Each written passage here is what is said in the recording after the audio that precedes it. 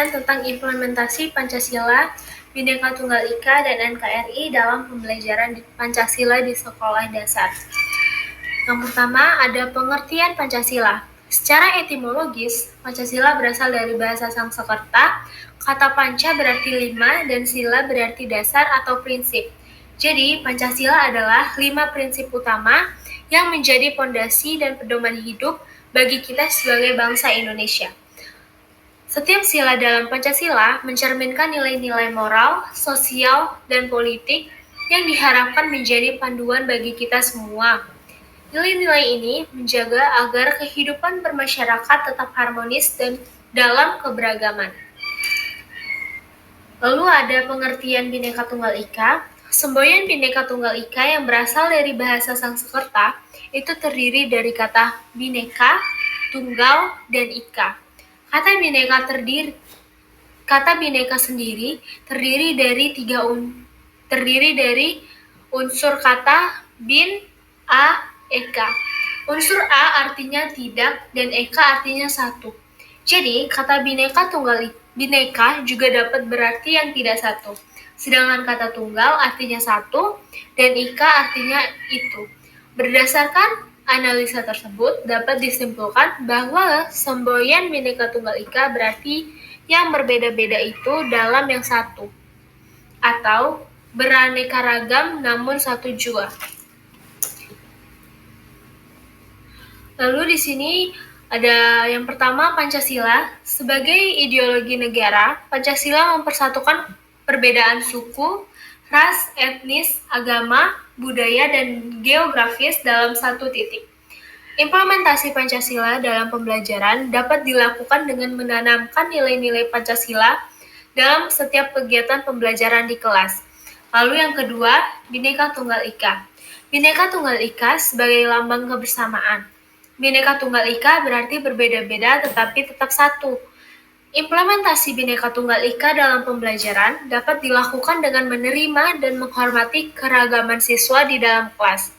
Yang ketiga ada NKRI, Pancasila, Undang-Undang Dasar 1945, dan Bhinneka Tunggal Ika merupakan pilar-pilar yang dapat mengancam NKRI di masa mendatang. Lalu di sini ada implementasi Pancasila di sekolah dasar. Yang pertama itu ada ketuhanan yang Maha Esa. Siswa dapat bersosialisasi dengan siswa lain. Hal ini terlihat ketika siswa dapat berbaur tanpa membedakan agama ataupun fisik lainnya. Lalu yang kedua itu ada kemanusiaan yang adil dan beradab. Contohnya itu masih banyak siswa yang saling ejek meskipun sudah dinasehati oleh guru. Contoh baiknya itu siswa mau berbagi makanan yang dimilikinya ketika ada yang menginginkannya. Dan siswa tidak saling mengejek jika ada perbedaan di antara satu dan yang lain. Lalu yang ketiga itu sila yang ketiga, Persatuan Indonesia. Contohnya itu adalah kita sebagai siswa dan mahasiswa wajib menghafalkan lagu kebangsaan Indonesia Raya, dan kita itu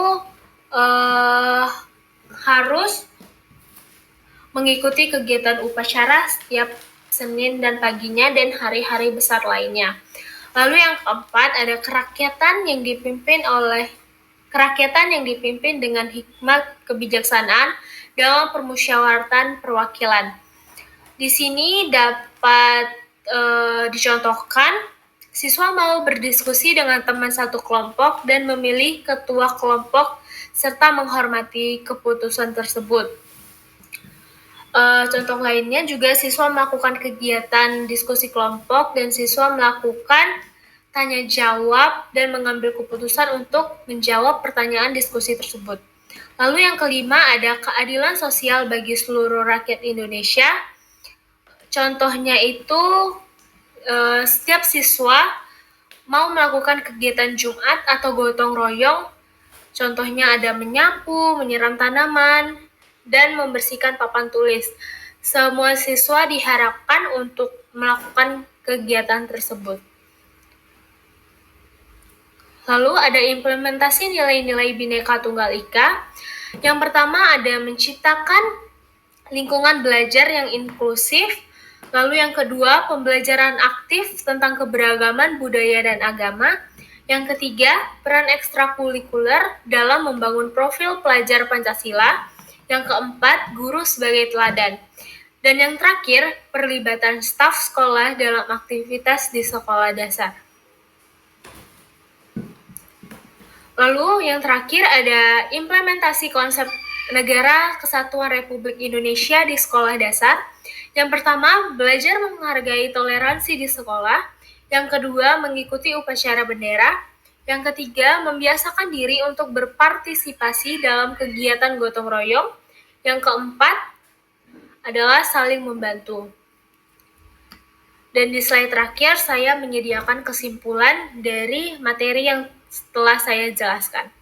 Pancasila merupakan pandangan hidup dan dasar negara Indonesia yang memiliki peran sentral dalam membentuk identitas bangsa dan menentukan arah pembangunan negara. Pancasila sebagai ideologi negara dan Bhinneka Tunggal Ika sebagai lambang kebersamaan. Pancasila mempersatukan perbedaan suku, ras, etnis, agama, budaya, dan geografis dalam satu titik.